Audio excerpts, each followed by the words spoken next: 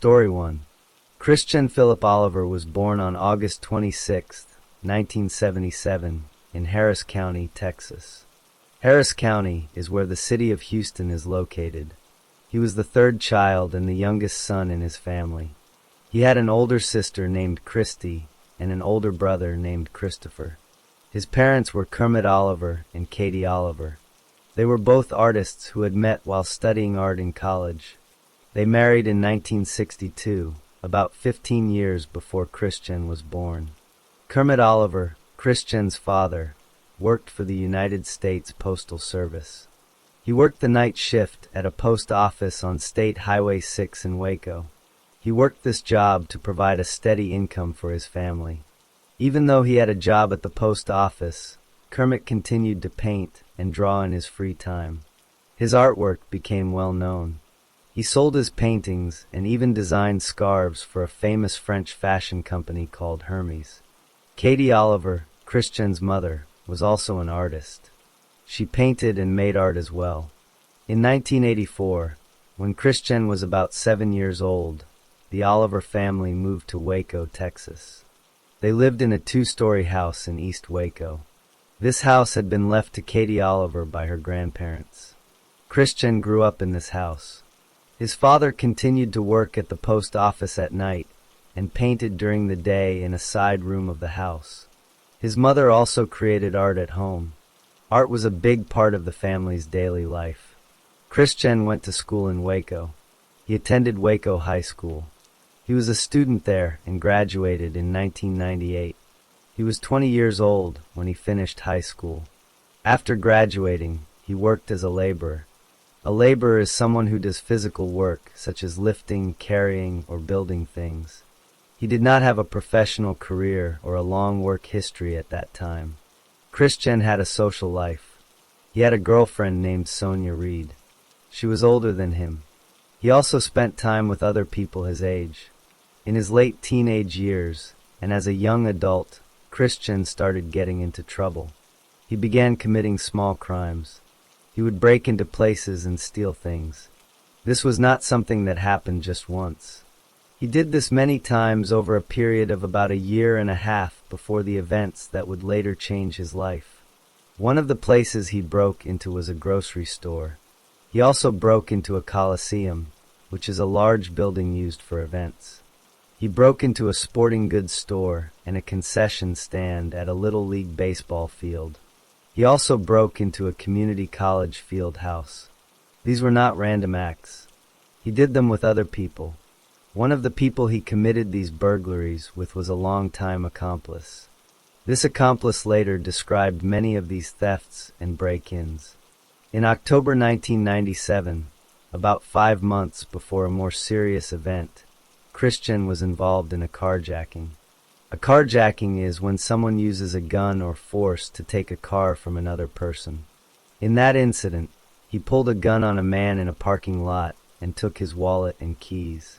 He also fired a gun during an attempted burglary at Waco High School. He pointed the gun at a security guard and also fired at a janitor who was coming toward him. No one was killed in those incidents, but these actions showed that he was willing to use a weapon. Christian also had a personal life outside of crime. He had a daughter. The mother of his child had a baby girl. However, Christian never got to meet his daughter in person. The girl's guardians later stopped allowing her to visit Christian or his parents. This was something that caused sadness in the Oliver family. Christian's parents did not know the full extent of his criminal activities at the time. They saw him as their son. They continued to support him.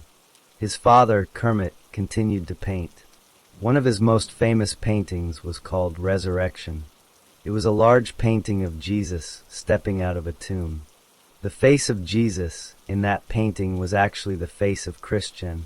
Kermit painted his son's face onto the figure of Christ. This painting was placed in a church chapel in Houston. Christian had no prior felony convictions. A felony is a serious crime. Even though he had committed many burglaries and thefts, he had not been formally convicted of a felony before. He had not spent time in prison. He was a young man who had grown up in a family of artists, but he had chosen a path of breaking the law. He carried guns and used them. He stole from businesses and homes. He had a girlfriend and a daughter he never saw. His life was moving in a direction that would lead to serious consequences, but at this point, he had not yet been caught or stopped. On March 17, 1998, Christian Oliver was 20 years old. He was living in Waco, Texas, at that time. On that day, he was with 3 other people. They were his girlfriend Sonia Reed, who was 25 years old, and 2 brothers named Benny Rubalcaba and Lonnie Rubalcaba. Benny was 16 years old. Lonnie was 15 years old. The 4 of them were driving around in a vehicle together. They were in Nacogdoches County, Texas. Nacogdoches County is about 140 miles southeast of Dallas. They drove to a house that belonged to a man named Joe Collins. Joe Collins was 64 years old. He lived alone in a rural area outside the city of Nacogdoches. His house was on a road called Camp Tonkawa Road. The group pulled up to the house and knocked on the front door. They waited for a response. When no one answered the door, they believed that no one was home. They did not know that Joe Collins had simply gone out to pick up his dinner and would be coming back soon. After knocking and getting no answer, the group drove away from the house. They did not go far. They drove a short distance down the road and parked the vehicle. They stopped there and discussed what to do next. Christian Oliver and Lonnie Rubalcaba decided to go back to the house. They took some items with them. They brought bolt cutters, which are a type of strong tool used to cut through metal locks and chains. They also brought a .380 caliber handgun. This was a small pistol that Christian owned. They also took some bullets. Sonia Reed and Benny Rubalcaba stayed in the truck while Christian and Lonnie walked back to the house. When Christian and Lonnie arrived at the house again, they used the bolt cutters to cut the padlock on the door. A padlock is a lock that hangs on the outside of a door.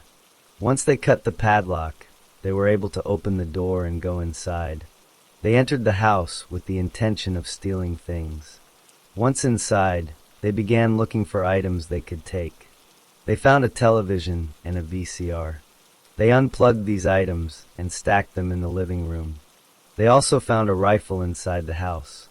This was a gun that belonged to Joe Collins. They took this rifle as well. While Christian and Lonnie were inside the house gathering items, Joe Collins returned home. He had gone out to get his dinner and was coming back to his house. He pulled up to his home and saw that something was wrong. He saw that the padlock on his door had been cut. He realized that someone was inside his house. Joe Collins entered his own home. He confronted the 2 burglars who were inside. He was armed with his own rifle. When Joe Collins confronted them, Christian and Lonnie tried to escape. They ran toward the back door of the house. However, the back door was bolted from the outside. They could not open it and get out that way. The windows in the house had bars on them, so they could not escape through the windows either. They were trapped inside the house with Joe Collins. Joe Collins fired his rifle. He shot Lonnie Rubalcaba in the leg. Lonnie was hit and wounded. He fell to the ground. At that moment, Christian Oliver took action. He had his .380 caliber handgun with him. He fired his gun at Joe Collins. He shot Joe Collins in the face. Joe Collins was hit and fell down. He was wounded but still alive. The shooting continued. Christian kept shooting. He fired his gun multiple times. Some of the shots were fired inside the house. Other shots were fired outside. Joe Collins ended up on his back on the ground in his front yard. Christian then took the rifle that belonged to Joe Collins. This was the same rifle that Joe Collins had used to shoot Lonnie. Christian picked up the rifle and used the butt of the weapon to hit Joe Collins in the face. The butt is the back end of the rifle, the part that is made of wood or metal. He hit Joe Collins many times in the head with the rifle butt. This caused severe injuries to Joe Collins's head and face. Benny Rubalcaba, who had been waiting in the truck, heard the gunshots. He ran toward the house. When he arrived, he saw his brother Lonnie on the ground. He also saw Christian Oliver beating Joe Collins with the rifle butt. Benny helped his brother Lonnie. He carried Lonnie back to the truck so they could leave. Christian continued to attack Joe Collins. He kept hitting him with the rifle. He also continued shooting him while Joe Collins was lying on his back on the ground. The attack was very violent and brutal. The group of 4 people then fled the scene. They left Joe Collins's body in his front yard. They got into the truck and drove away. They did not call for help for Joe Collins. Instead, they drove Lonnie Rubalcaba to a hospital. Lonnie had been shot in the leg and needed medical treatment. When they arrived at the hospital, they did not tell the doctors what had really happened. They lied. They told the hospital staff that someone had driven by and shot Lonnie while they were all at a farm. They claimed it was a drive-by shooting. The medical staff treated Lonnie's wound. After they left the hospital, the group went to the sheriff's office. The sheriff is the county law enforcement officer. They went to the sheriff's office in Nacogdoches County and filed official reports. They repeated the same lie. They told the deputies that someone had driven by and shot Lonnie while they were at a farm. They said they did not know who shot him. They made up this story to cover up what had actually happened at Joe Collins's house. At this point, law enforcement had not yet investigated the scene of Joe Collins's murder. They did not know that a burglary had taken place or that a man was dead. Joe Collins's body had not been found yet. The next day, a neighbor would find Joe Collins's body in his yard. The neighbor would call the police. But at this moment, Christian Oliver and the others believed that they had gotten away with what they had done. They had lied to the hospital and to the sheriff's office. They thought they had successfully covered up their crime. However, the deputies at the sheriff's office began to question the story. Something did not seem right. They noticed that the group's story about a farm and a drive-by shooting did not match up with other information. The deputies decided to look into it further. The next day, they picked up Benny Rubalcaba. They questioned him about what had happened. Benny was only 16 years old. When the deputies questioned him, he told them the truth. He gave them a written statement. In this statement, he admitted everything that had actually happened at Joe Collins's house. He described the burglary, the shooting, and the beating. After Benny gave his statement, the investigators questioned Lonnie Rubalcaba. Lonnie was only 15. At first, he repeated the original story about the farm and the drive-by shooting. But the deputies kept questioning him. Eventually, Lonnie also gave a written statement. His statement matched his brother's statement.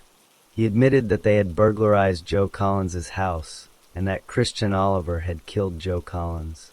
The sheriff's deputies now knew the truth. They knew that Christian Oliver was the one who had shot and beaten Joe Collins to death. They knew that Sonia Reed, Benny Rubalcaba, and Lonnie Rubalcaba were all involved in the burglary. They knew the crime had happened at Joe Collins's house, not at a farm. They had the written statements from Benny and Lonnie. The deputies now needed to find Christian Oliver and Sonia Reed. They were no longer in Nacogdoches County. They had fled. After Benny Rubalcaba and Lonnie Rubalcaba gave their written statements to the sheriff's deputies, the truth about what had happened at Joe Collins's house was finally known. The deputies now had evidence that a burglary had taken place and that Joe Collins had been murdered. They also knew that Christian Oliver was the person who had shot and beaten Joe Collins. They knew that Sonia Reed had been waiting in the truck and was part of the plan to burglarize the house. The deputies immediately began searching for Christian Oliver and Sonia Reed. They had left Nacogdoches County after the crime. The deputies tracked them down and found them at a motel in Waco, Texas. Waco is where Christian's parents lived. The deputies arrested both Christian Oliver and Sonia Reed at that motel. They were taken into custody and brought back to Nacogdoches County to face charges. Christian Oliver was charged with capital murder. In Texas, capital murder is a specific type of murder. It is a murder that happens during the commission of another serious crime, such as burglary. Because Joe Collins was killed during a burglary, Christian Oliver was charged with capital murder. This is a very serious charge that can carry the death penalty. The case went to trial in Nacogdoches County. The trial began in April 1999. The prosecution presented evidence to the jury. They called witnesses, including Benny Rubalcaba and Lonnie Rubalcaba. The two brothers testified about what had happened. They described the burglary and the killing. The prosecution also presented physical evidence, including the guns and the wounds on Joe Collins's body. A medical expert testified that Joe Collins died from both the gunshot wounds and the blows to his head from the rifle butt. Any one of those injuries could have caused his death. The jury listened to all of the evidence. On April 20th, 1999, the jury found Christian Oliver guilty of capital murder. After the guilty verdict, the trial moved to the punishment phase. In a death penalty case, the jury must decide whether the defendant should receive the death penalty or life in prison. To help them make this decision, the prosecution presented evidence about Christian Oliver's past crimes. They called a longtime accomplice to testify. This accomplice described the many burglaries that Christian had committed over the previous year and a half. The accomplice also described the carjacking in October 1997 and the attempted burglary at Waco High School, where Christian fired a gun at a security guard and a janitor. The prosecution presented this evidence to show that Christian Oliver was a future danger to society. After hearing this evidence, the jury decided that Christian Oliver should receive the death penalty. The judge then formally sentenced him to death. He was sent to death row at the Texas Department of Criminal Justice. Sonia Reed also went to trial for her role in the crime. She was offered a plea deal that would have given her 10 years in prison, but she turned it down. She chose to go to trial instead. The jury found her guilty of capital murder, and she was sentenced to 99 years in prison. Benny Rubalcaba and Lonnie Rubalcaba both accepted plea agreements. Because they were juveniles and because they testified against Christian Oliver, they received lighter sentences. Lonnie Rubalcaba was sentenced to 10 years in prison. Benny Rubalcaba was sentenced to 5 years in prison. Both brothers were eventually released from prison. Christian Oliver did not accept his death sentence quietly. He began a long process of appeals. He appealed his conviction and sentence to the Texas Court of Criminal Appeals. This court is the highest criminal court in Texas. In April 2002, the court affirmed his conviction and sentence. This meant they agreed that the trial had been fair and that the death penalty was appropriate. Oliver then filed a habeas corpus petition. A habeas corpus petition is a legal request asking a court to review whether a person is being held in prison unlawfully. He filed this petition in state court. The Texas Court of Criminal Appeals denied this petition in October 2002. He then filed a similar petition in federal court. A federal judge denied his request. He appealed to the Fifth Circuit Court of Appeals. During these appeals, a controversy arose. It was discovered that some jurors had brought Bibles into the jury room during their deliberations. They had read specific passages from the Bible, including a passage from the Book of Numbers. This passage stated that if a person strikes someone with an iron object and kills them, that person is a murderer and should be put to death. The jurors had read this passage while they were deciding whether to sentence Oliver to death. Oliver's lawyers argued that this was improper. They said the jurors were using an outside source, the Bible, instead of only relying on the law and evidence presented in court. The Federal Appeals Court, the Fifth Circuit, looked at this issue. In August 2008, they issued a ruling. They agreed that the jury's use of the Bible was improper. They said it was an external influence on the jury, which is not allowed. However, they also looked at whether this improper influence actually affected the jury's decision.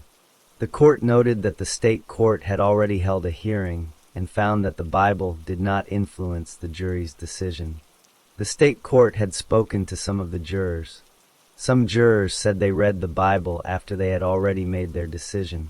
Others said the Bible was not a focus of their discussions. The Federal Appeals Court said that Oliver had not provided clear and convincing evidence to prove that the Bible changed the jury's mind. Therefore, they upheld his death sentence. Oliver then asked the United States Supreme Court to review his case. In April 2009, the Supreme Court refused to hear his appeal. This meant that all of his legal options in the courts were exhausted. He had no more appeals left. After the Supreme Court denied his appeal, the trial court set an execution date. Christian Oliver was scheduled to be executed on November 5, 2009. His lawyers made one final request. They asked the governor of Texas, Rick Perry, to grant a 30-day reprieve. A reprieve is a temporary delay of the execution. The governor refused to stop the punishment. On the morning of November 5, 2009, Christian Oliver was moved to the execution chamber in Huntsville, Texas. This is the location where the state of Texas carries out executions. His family was allowed to visit him before the execution. Members of Joe Collins's family also traveled to Huntsville to witness the execution. At 6:18 p.m., the execution began. The prison staff administered lethal injection. This is a three-step process. First, a sedative is given to make the person unconscious. Second, a muscle relaxant is given to stop breathing. Third, a drug is given to stop the heart. Christian Oliver made his final statement. He spoke to the Collins family. He said, "I know you are not going to get the closure you are looking for. I pray for y'all every day and every night. I have only the warmest wishes. I am sorry for what you are having to go through." He also expressed love to his own family members, who were watching from another room. He then began reciting Psalm 23, which is a prayer that begins, "The Lord is my shepherd." He recited several verses of the prayer. Then the drugs took effect, and he stopped speaking. He was pronounced dead at 6:18 p.m. After the execution, Joe Collins's sons spoke to the media. They said they felt that justice had been served. Joe Collins Jr. said that the execution gave them a sense of closure, even though Oliver had said they would not get it. He said that his father had a much harder death than Oliver did. The Collins family had waited 11 years for this moment. They said they could finally move on. With the execution of Christian Philip Oliver, the legal case against the man who killed Joe Collins came to a complete and final end.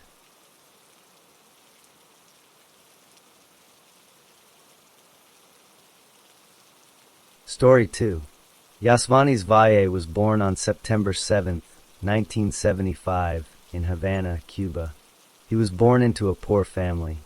His mother raised him, but his father was not around for most of his childhood. When Yasvanis was about 5 years old, in 1980, his father left Cuba and went to the United States. His father was part of a large group of Cuban people who were allowed to come to America during an event called the Mariel Boat Lift. After his father left, Yasvanis did not see him for many years. He stayed in Cuba with his mother and his younger brother, Gabriel. Life in Cuba was very hard for Yasvanis and his family. They did not have much money or many belongings. Their home was small, and they often struggled to get enough food and other basic things. But the hardest part of Yasvanis' childhood was not the poverty. It was the violence he saw at home. His mother had many different boyfriends over the years. Some of these men were cruel and abusive. Yasvanis witnessed his mother being hit and forced into sexual acts by these men. He also saw her try to kill herself more than once. These events were very frightening for a young boy. Yasvanis himself was also hurt by these men. One of his mother's boyfriends, a man named Angel, would beat Yasvanis and his brother. He would make them take off their clothes and kneel on sharp objects like bottle caps. He would tell them to hold their arms out straight. If they lowered their arms, he would hit them with sticks. This happened many times. Yasvanis was also forced to watch as this man killed his pet dog. These experiences caused Yasvanis a lot of fear and sadness. He started having problems with his behavior.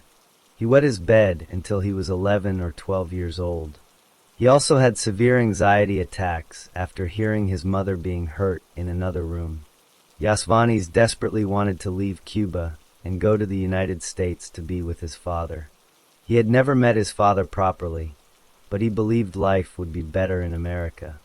Finally, when Yasvanis was 14 years old, he was able to travel to the United States. He arrived in America around 1989 and went to live with his father in Texas. However, adjusting to life in a new country was not easy for him. He did not speak English well, and he felt like an outsider. He had trouble fitting in at school and in his new community. He still carried the anger and pain from his childhood in Cuba. As a teenager, Yasvanis began to get into trouble with the law. His behavior grew more aggressive over time. On December 8, 1991, when he was 16 years old, he was convicted of aggravated assault. This means he hurt someone with a deadly weapon. Because he was still a juvenile, he was sent to the Texas Youth Commission, which is a facility for young offenders. While he was there, he had many disciplinary problems. He did not follow the rules and often got into conflicts with staff and other young people. After he was released from the Texas Youth Commission, his legal problems continued. In July 1993, he was arrested for unlawfully carrying a weapon. He spent 10 days in jail for that offense. Then, on November 11, 1993, he was convicted of a more serious weapons charge, possession of a prohibited firearm. For this crime, he was sentenced to 8 years in state prison. He was sent to a Texas prison to serve his time. While he was in prison, Yasvanis joined a Hispanic prison gang called La Raza Unida, which means a race united. This gang operated both inside the prison and outside on the streets. Being part of this gang gave him protection inside prison, but it also connected him to a world of violence and crime. Yasvanis served several years of his 8-year sentence. He was released on mandatory supervision on May 9, 1997. This meant he was allowed to leave prison early, but he still had to follow certain rules and report to a parole officer. After his release, he was 21 years old. He tried to make a living by working in construction, carpentry, and as a laborer. He also had a girlfriend, and he stayed involved with his gang connections. However, he still had minor run-ins with the law. On February 4, 1999, he received 30 days in jail for failing to identify himself to a police officer. This was a small offense, but it showed that he was still not following the rules of society. By the middle of 1999, Yasvanis was 23 years old. He had been out of prison for about 2 years. He was living in an apartment in the Houston area. He was a known member of La Raza Unida and was considered a sergeant in the gang. He had a reputation for being tough and willing to use violence. He had a group of friends and associates who also had criminal backgrounds. They looked up to him as a leader. Yasvanis had a history of abuse, poverty, and violence from his childhood in Cuba. He had come to America hoping for a better life, but instead, he had spent many years in youth facilities and prisons. He was now an adult with a criminal record and ties to a dangerous gang. His life had taken a dark path, and the people around him knew he was someone who could be violent. In early June 1999, Yasvanis Valle was living in an apartment in Houston, Texas. He had a group of associates who also had criminal backgrounds. One of these associates was a man named Kenneth Isaac Estrada. Estrada was younger and less experienced than Valle. Estrada also wanted to prove himself to Valle and to the gang. Valle had noticed that Estrada seemed weak or hesitant at times. Valle wanted to test Estrada to see if Estrada had the courage to commit a violent act. This was part of the gang culture. Members had to show they were willing to use violence to be accepted and respected. On June 7, 1999, a meeting took place at Valle's apartment. The people at the meeting were Yasvanis Valle, Kenneth Estrada, Jose Arenazes, Fernando Valdez, and a man known only as Flaco. Valley's girlfriend and Estrada's girlfriend were also present. During this meeting, Estrada suggested that the group rob a man named Jose Martin Junco, who was also known as Yogi. Estrada knew Junco because he had bought drugs from him before. Estrada told the group that Junco was a drug dealer who kept money and drugs in his house. Valle and the others agreed that this was a good target. Valle took control of the meeting. He was the leader of the group, and everyone looked to him for direction. Valle assigned specific roles to each person. He told Jose Arenazes that he would be the driver. Arenazes would stay in the car and be ready to drive them away after the robbery. The other men would go inside the house. Valle also made it clear that this robbery was a test for Estrada. He told Estrada that Estrada must go through with the plan. Valle warned Estrada that if he did not follow through, Arenazes would take care of him. This meant that Arenazes would have to shoot Estrada. This threat was serious and showed that Valle was willing to harm his own people if they did not obey him. The group also discussed what would happen if Junco recognized Estrada. Estrada had bought drugs from Junco before, so Junco knew his face. The group understood that if Junco saw Estrada's face, someone would have to kill Junco to keep him from identifying them to the police. Estrada told Valle and the others that he was committed to going through with the robbery.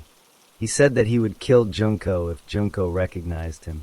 With these plans made, the group prepared to carry out the robbery. Around 11 p.m. that night, the group drove to Junco's house in Pasadena, Texas. Pasadena is a city near Houston. The men were armed. Valle had a 9mm pistol. Estrada had a small chrome .22 caliber pistol. Arenazes had a .357 Magnum revolver, but he gave it to Estrada to use. The other men also had weapons. They arrived at Junco's house and parked outside. Arenazes stayed in the car as the driver. Valle, Estrada, Valdez, and Flaco got out of the car. Junco lived in the house with his girlfriend, Amy Lindgren, and her 1-year-old daughter. It was nighttime, and they were inside. At about 11 p.m., Lindgren heard dogs barking outside. She looked out and saw men outside the house. She assumed they were there to buy drugs because this was a common occurrence. Junco went outside to meet them, thinking the same thing. When Junco went outside, the men produced their guns. They forced Junco to put his hands in the air. They walked him back into the house at gunpoint. Junco was very scared. He told his girlfriend not to look at the men. One of the men covered her face with a pillow so she could not see them clearly. She was moved to the floor, and a blanket was thrown on top of her. She could not see what was happening, but she could hear everything. She also heard her daughter, who was sleeping in the back bedroom. Inside the house, the men argued with Junco about drugs and money. They demanded that he give them what he had. The group was angry because they did not find as much as they expected. The argument escalated. Then the shooting started. Valle shot Junco 8 or 9 times with his 9mm pistol. He fired his entire clip of bullets into Junco. Estrada also fired his gun once. The gunshots hit Junco in his head, back, and arm. He fell to the floor. He was still alive but badly wounded. After the shooting, the men ran out of the house. They stole 2 rifles that belonged to Junco. They also stole a cookie tin that contained money, a small amount of drugs, and some sexually explicit photographs. Then they got into the car where Arenazes was waiting. Arenazes heard the gunshots from the car. He saw the men come running out of the house, and he quickly drove them away. As they drove away from the house, Valle complained about what they had stolen. He was angry because there was not much money or drugs.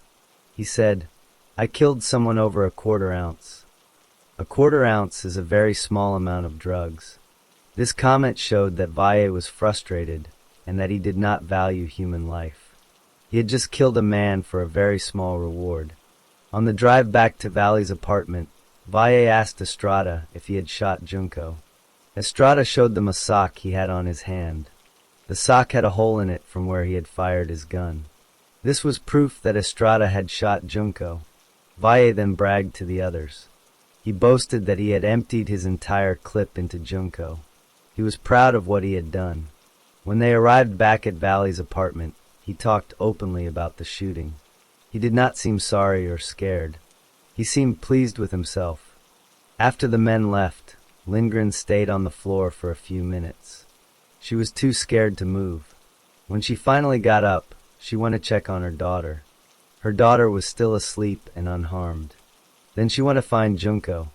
She found him kneeling by the bed. He had gunshot wounds to his back and neck. He was still alive but dying. She called 911 immediately.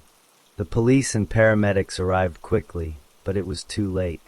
Jose Martin Junco had died from his injuries. He was 28 years old. Not long after the murder of Junco, Valle committed more violent acts. In August 1999, about 2 months after Junco was killed, Valle was involved in more murders. On August 5, 1999, Valle ordered the murder of a fellow gang member named Raymond Duenas. Valle wanted to become the leader of the gang's operations in Houston. Killing Duenas was a way for him to take control. On August 15, 1999, Valle also arranged the murder of a man named Carlos Escamilla. Then, on August 22, 1999, Valle committed another murder. He pulled out a sawed-off shotgun in the parking lot of a convenience store. He shot and killed a 20-year-old man named Gregory Garcia with that shotgun. The shotgun belonged to Valle. He was not charged with Garcia's murder at the time, but police knew about it. These 3 murders happened after Junco's death. They showed a clear pattern of escalating violence. The police started investigating the murder of Jose Junco right away. They went to the house and found Junco's body. They collected evidence and asked Lindgren what had happened. Lindgren told the police what she had seen. She could not clearly see all the men because her face was covered. But she did see one of the men clearly. She was able to give the police a description of that man. That man was Kenneth Estrada. The police followed the evidence. They received a tip from someone about the crime. Based on that tip, the police conducted a lineup. In a lineup, several people stand in a row, and a witness tries to pick out the person they saw. Lindgren looked at the lineup. She pointed to Kenneth Estrada and identified him as one of the gunmen. This was an important step in the case. The police now had a solid identification of one of the suspects. After Estrada was arrested, Valle heard about it. He was not worried. Instead, he was amused. He admitted to people that he was the one who really shot Junco. He did not try to hide what he had done. He seemed to think he was untouchable or that he would not get caught. His confidence was strong. He was aware that the police were looking for him, but he did not run or hide. Valle was arrested about 2 months after the murder of Junco. He went to Pasadena to bail a fellow gang member out of jail. He did not know that this gang member had already talked to the police and had given them information about the murder. The police were waiting for Valle. They arrested him. It happened in late August 1999. When the police arrested Valle, they also found his fingerprint in a car that was tied to another slang. This linked him to even more crimes. Valle was now in police custody. He was facing serious charges. The police had evidence against him, including the testimony of his accomplices and the identification of Estrada by the victim's girlfriend. Valle was considered the leader of the group that killed Jose Junco. The investigation into the murder was moving forward. Police knew that Valle had been the leader, that he had planned the robbery, and that he had been the main shooter. The case was building against him. After Yasvanis Valle was arrested in late August 1999, he was taken to the Harris County Jail. He was held there while the police continued their investigation.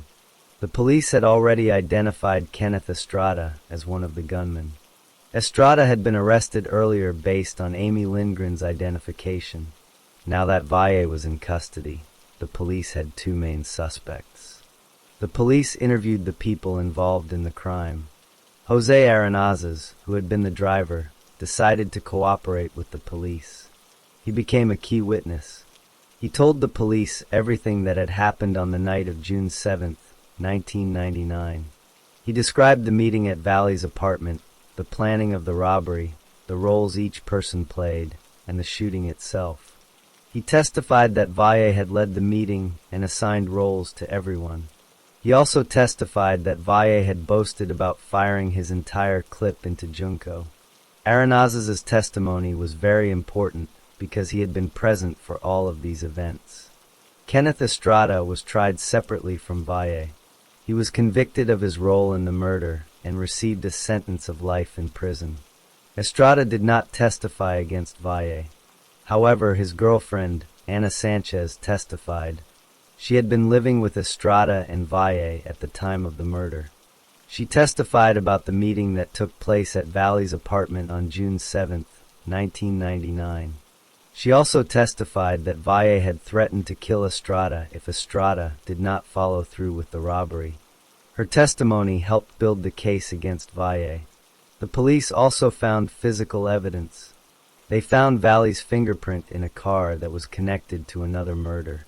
This did not directly link him to Junco's murder, but it showed his involvement in other violent crimes. The police also collected testimony from other witnesses. Amy Lindgren, Junco's girlfriend, was able to identify Estrada in a lineup. Although she could not identify all of the men because her face had been covered, her identification of Estrada was crucial. It showed that the group had forced its way into the house and that a robbery had taken place. Valle was formally charged with capital murder. Capital murder is a very serious charge in Texas. It means that a person is accused of murdering someone during the commission of another serious crime, such as robbery. Because Valle had killed Junco during a robbery, he was eligible for the death penalty. The case went to trial in Harris County, Texas. The trial began in April 2001. During the trial, the prosecution presented a strong case. They called Jose Arenazes as their main witness. He explained the entire plan and Valle's role as the leader. He testified that Valle had assigned everyone their jobs and that Valle had been the one who fired most of the shots. The prosecution also presented Ana Sanchez's testimony. She confirmed that the meeting had taken place and that Valle had threatened Estrada. The prosecution showed that this was not a spontaneous crime. It was carefully planned by Valle. The defense tried to argue that Valle was not the main shooter. They claimed that other people were responsible. They also tried to present evidence about Valle's difficult childhood in Cuba. They argued that he had been abused and had grown up in poverty, which had led him to a life of crime. They wanted the jury to show mercy and give him a life sentence instead of the death penalty. However, the trial judge ruled that some of the evidence about his childhood could not be presented to the jury because it was hearsay. This meant it was second-hand information that could not be verified. The jury listened to all of the evidence. They also heard about Valle's criminal history. They learned that he had been convicted of aggravated assault as a juvenile and had been sent to the Texas Youth Commission.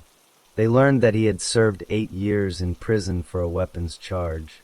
They also learned that he was a gang member. The prosecution even presented evidence that Valle had committed 3 other murders in August 1999, after Junco was killed. They told the jury about the murders of Raymond Duenas, Carlos Escamilla, and Gregory Garcia. This evidence was used to show that Valle was a continuing threat to society. On April 24, 2001, the jury reached its verdict. They found Yasvanis Valle guilty of capital murder. After the guilty verdict, the same jury had to decide if Valle would receive the death penalty or life in prison. This is called the punishment phase. The jury considered several special questions. One question was whether Valle would be a continuing threat to society. Another question was whether there was any mitigating circumstance that would make life in prison more appropriate than the death penalty. The jury answered these questions. They decided that Valle did pose a continuing threat to society. They also decided that there were not enough mitigating circumstances to justify a life sentence. Because of these answers, the law required the judge to sentence Valle to death. The judge followed the law and sentenced Yasvanis Valle to death on the same day the jury gave its verdict. After the trial, Valle's lawyers began the appeals process. This is a legal procedure where the convicted person asks higher courts to review the case for errors. Valle's case went to the Texas Court of Criminal Appeals. This is the highest court for criminal cases in Texas. In July 2003, the court affirmed his conviction and sentence. This means they agreed that the trial was fair and that the punishment was correct. Valle's lawyers continued to fight. They filed a state habeas corpus petition. A habeas corpus petition is a request for the court to review whether a person is being held in prison lawfully. In December 2005, the Texas Court of Criminal Appeals denied this petition. They ruled that Valle was being held lawfully and that his appeals had no merit. Then Valle's lawyers took the case to the federal courts. They filed a petition for a writ of habeas corpus in the United States District Court. The district court reviewed the case and denied the petition. Valle's lawyers then appealed to the United States Court of Appeals for the Fifth Circuit. This is a federal appellate court. In 2008, the Fifth Circuit also denied Valle's appeal. They ruled that his constitutional rights had not been violated. After that, Valle's lawyers asked the United States Supreme Court to review the case. The Supreme Court has the final say on federal legal matters. On April 27, 2009, the Supreme Court refused to hear the case. This meant that all of Valle's appeals were exhausted. With no more appeals left, the state of Texas set an execution date. Valle was scheduled to die on November 10, 2009. His lawyers made one final request. They asked the Texas Board of Pardons and Paroles to recommend that the governor commute his death sentence to life in prison. A commutation is when a sentence is reduced to a less severe punishment. The board met and discussed the request. They rejected it. Governor Rick Perry did not grant any clemency.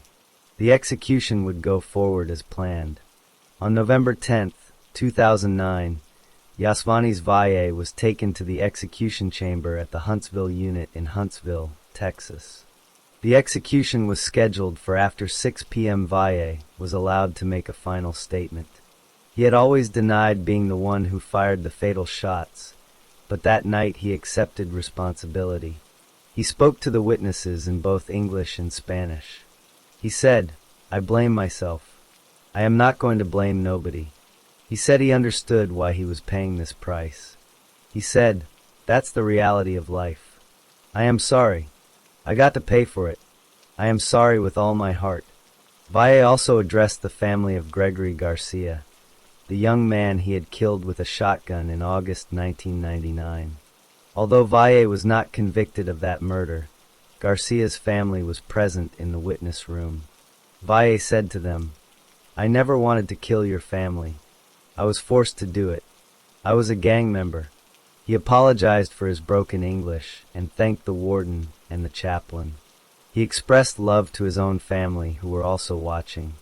His final words were, "I feel good. I love my family. I love you, Jesus." At 6:12 p.m., the execution began. The lethal injection drugs were administered into his arms. 9 minutes later, at 6:21 p.m., Yasvanis Valle was pronounced dead. He was 34 years old.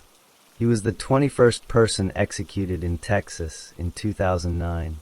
He was the 444th person executed in Texas since the death penalty was reinstated in 1976.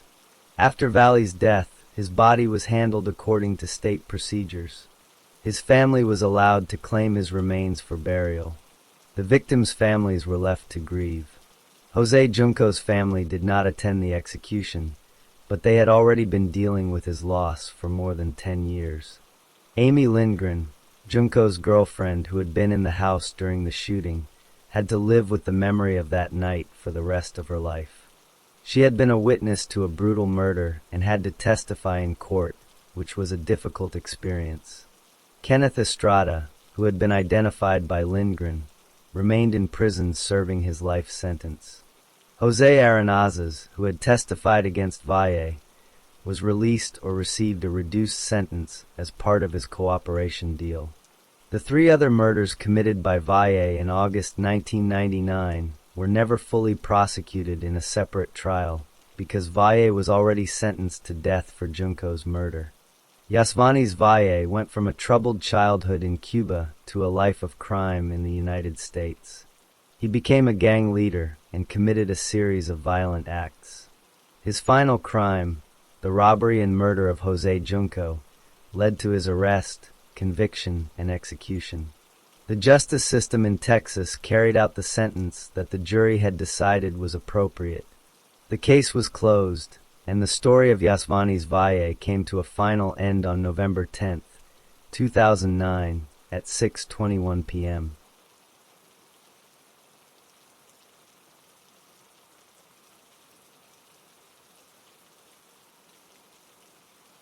Story 3. John Allen Muhammad was born on December 31, 1960, in New Orleans, Louisiana. At birth, his name was John Allen Williams. He was born into a family that faced many struggles. His mother died from breast cancer when he was still young. This was a very difficult time for him and his siblings.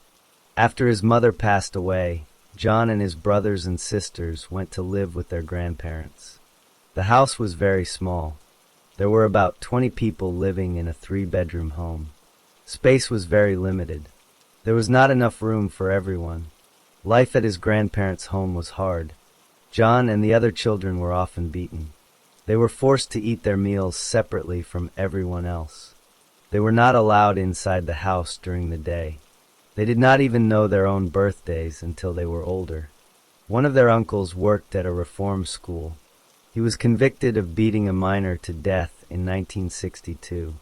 This uncle constantly attacked the children. John was also forced to place his hand on a spark plug while his grandfather pulled the cord. These experiences were painful and frightening for a young child. John grew up in this environment. He did not have a stable or safe childhood. The violence and neglect he experienced as a child shaped who he became. He had no real guidance or support from caring adults.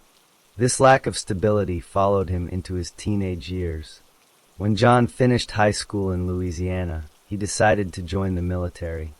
In 1978, he enlisted in the Louisiana Army National Guard. He served there for 7 years. During this time, he learned useful skills. He was trained as a mechanic. He also learned how to drive trucks. He became a specialist metal worker. These were practical jobs that he could use outside of the military. In 1985, John decided to volunteer for active duty in the United States Army. He wanted to serve his country full-time. While in the Army, he received training with the standard infantry rifle, which was the M16. He earned the Expert Rifleman's Badge.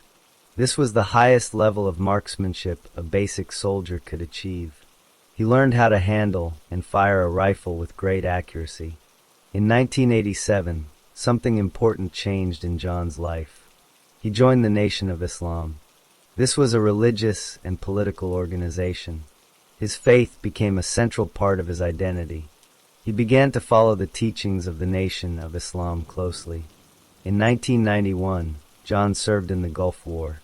This was a military conflict in the Middle East. He served his country overseas. After the war ended, he left the military in 1994. He was discharged as a sergeant. He had spent many years in uniform. He had learned discipline and technical skills. He had also learned how to shoot a rifle with expert precision. After leaving the Army, John moved to Washington State. He started working as an auto mechanic. This was a job he knew well from his military training. He worked on cars and trucks to earn a living. In 1995, John was involved with the Million Man March. This was a large gathering in Washington, D.C. He helped provide security for the event. The Nation of Islam was connected to this march. John was active in his community. He was seen as a responsible person. John married twice. His first marriage did not last. His second marriage was to a woman named Mildred. They had 3 children together. The family lived in Washington State. For a time, John seemed to have a normal family life. He had a wife and children. He had a job. He was involved in his religious community. However, things began to go wrong in his marriage. Mildred and John had problems. Their relationship became difficult. There were arguments and conflicts. Mildred eventually decided to leave John. She took their 3 children with her. She moved to the Maryland suburbs, which are near Washington, D.C. She did not want John to be around the children. She was afraid of him. John was very angry about this. He did not want to lose his children. He did not accept the decision. He believed that he should have custody of them. He did not think that Mildred had the right to take them away. This anger grew inside him over time. He felt that he had been wronged. He felt that society had treated him unfairly. Mildred became so concerned about John's behavior that she went to court. She obtained a restraining order against him. This was a legal document that ordered John to stay away from her. It was meant to protect her from him. John was later arrested on federal charges for violating this restraining order. He had possessed a weapon. This was against the terms of the order. The legal system was now involved in his family problems. Around 1999, John moved out of the country. He went to the island of Antigua. This is a small island in the Caribbean. He took his children there for a time. While in Antigua, he was involved in credit card fraud. He also engaged in immigration document fraud. He was using fake documents and illegal methods to get money. This showed that he was willing to break the law. During his time in Antigua, John met a young boy named Lee Boyd Malvo. Malvo was born in Jamaica. He was living on the island with his mother. John and Malvo became very close. John acted as a father figure to Malvo. Malvo was young and impressionable. He looked up to John. John saw something in Malvo. He began to treat him like a son. John eventually returned to the United States. He came back to Washington State. Malvo later decided to leave his mother and join John. Malvo took a Greyhound bus across the country to be with John. The 2 of them began living together in Tacoma, Washington. They stayed there for about a year.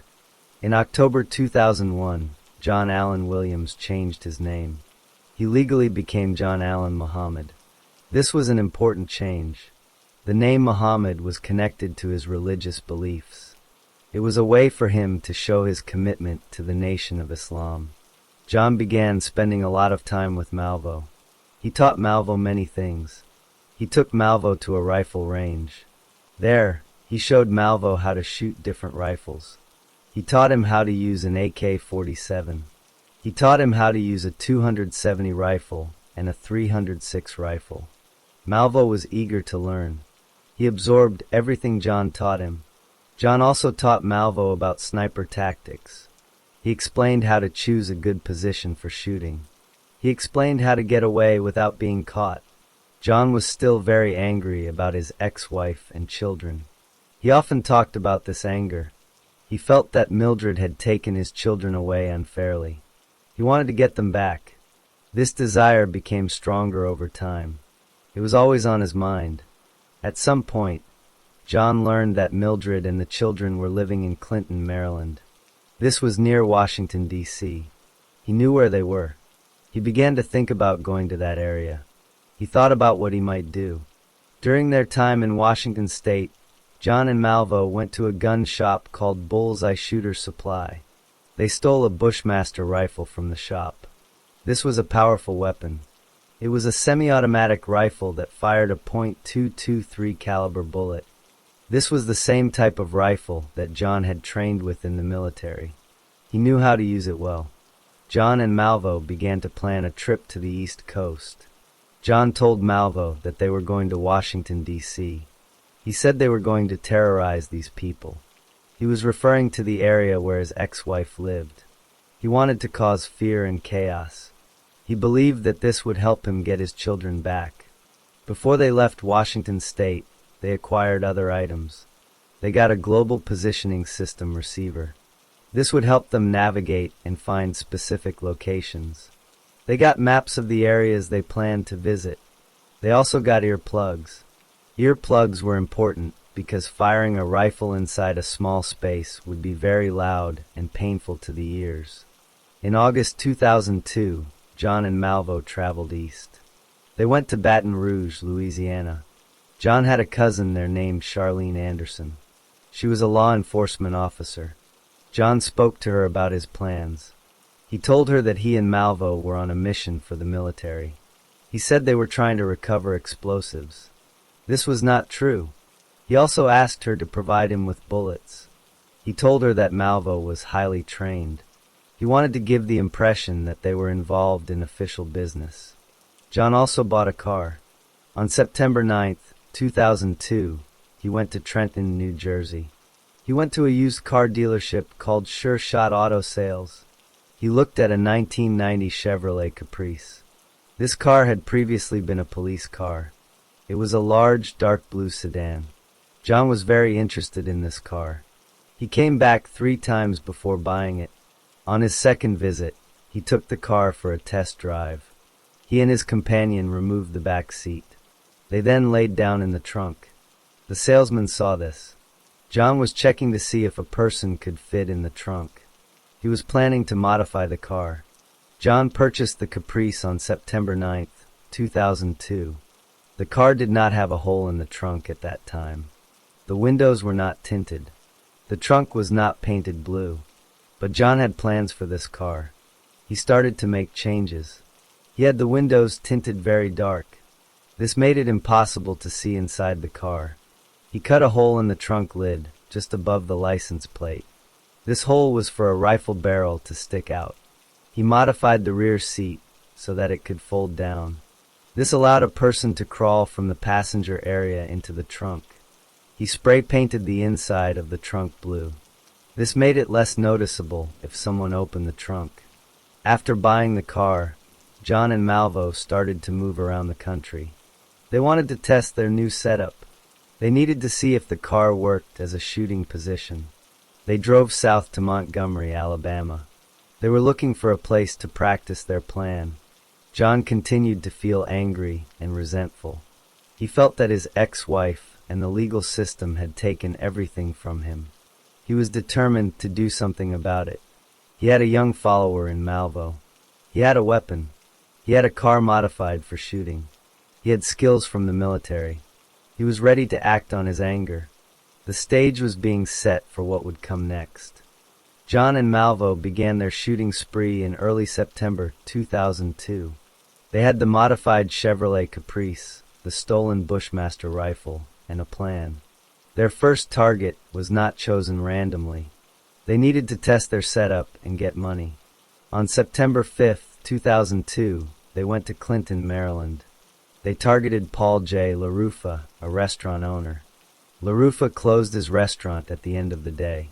He took his laptop computer and $3,500 in cash and credit receipts to his car. He sat behind the steering wheel. Suddenly, he saw a figure to his left and a flash of light. He heard gunshots. He was shot 6 times in his neck, chest, and left arm. An employee witnessed the shooting. The employee saw a young man run up to the car, fire into it, and take the briefcase and laptop. LaRufa survived the attack. The briefcase and empty deposit bags were found 6 weeks later in a wooded area about a mile from the shooting. DNA from clothing found nearby matched Malvo's DNA. 10 days later, on September 15th, 2002, they struck again in Clinton, Maryland. This time they targeted a liquor store called Three Roads Liquor Store. Muhammad Rashid was locking the front door from the outside. He heard gunshots behind him. Then a young man rushed him and shot him in the stomach. Rashid survived and later identified the shooter as Malvo. On September 21st, 2002, John and Malvo drove to Montgomery, Alabama. They targeted a liquor store on Zelda Road. Claudine Parker and Kelly Adams had just closed the store for the evening. As they walked out, they were shot. Parker was shot through the back. The bullet went through her spinal cord and lung. She died at the scene. Adams was shot through the neck. The bullet exited through her chin. It broke her jaw in half, shattered her face and teeth, paralyzed her left vocal cord, and severed nerves in her left shoulder. She survived. Bullets from this shooting were identified as coming from the Bushmaster rifle. A police car passed by immediately after the shooting. Officers saw Malvo going through the women's purses. They chased him, but he escaped. During the chase, he dropped a gun catalog. His fingerprints were found on that catalog. A .22 caliber revolver was found in a stairwell. This revolver was the same gun used to shoot LaRufa and Rashid.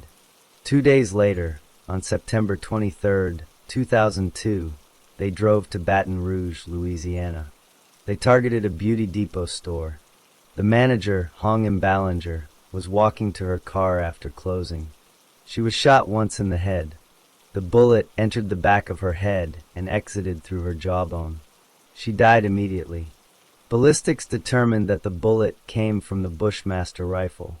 Witnesses saw Malvo flee with Ballinger's purse. The spree then moved to the Washington, D.C. area. On October 2, 2002, at 6:04 p.m., they struck in Wheaton, Maryland. James Martin, a 55-year-old systems analyst, was carrying groceries to his car in a grocery store parking lot. He was shot once in the back. He died almost immediately. The next day, October 3, 2002, was their busiest day. They committed 5 shootings that day. At 7:41 a.m., James Buchanan, a 39-year-old landscaper, was mowing the grass at an auto dealership in Rockville, Maryland. He was shot in the back and died. At 8:12 a.m., Prem Kumar Walekar, a 54-year-old taxi driver, was fueling his cab at a gas station in Aspen Hill, Maryland. He was shot through the arm and into his chest, damaging his heart. He died. At 8:37 a.m., Sarah Ramos, a 34-year-old house cleaner, was sitting on a bench outside a restaurant in Silver Spring, Maryland. She was shot in the head and died instantly. An eyewitness identified Muhammad's Chevrolet Caprice at the scene. At 9:58 a.m., Lori and Louis Rivera, a 25-year-old nanny, was vacuuming her car at a gas station in Kensington, Maryland. She was shot in the back and died. An eyewitness saw the Caprice near the gas station about 20 minutes before the shooting. Later that same day, at approximately 7 p.m., a police officer stopped Muhammad for running 2 stop signs. The officer gave Muhammad a verbal warning and released him. The officer did not see anyone else in the car because the windows were heavily tinted. At 9:15 p.m., just 30 blocks from where Muhammad was stopped, Pascal Charlot, a 72-year-old Haitian immigrant, was crossing a street in Washington, D.C. He was shot in the chest and died. Eyewitnesses saw the Caprice at the scene and saw the driver leave without turning on the headlights.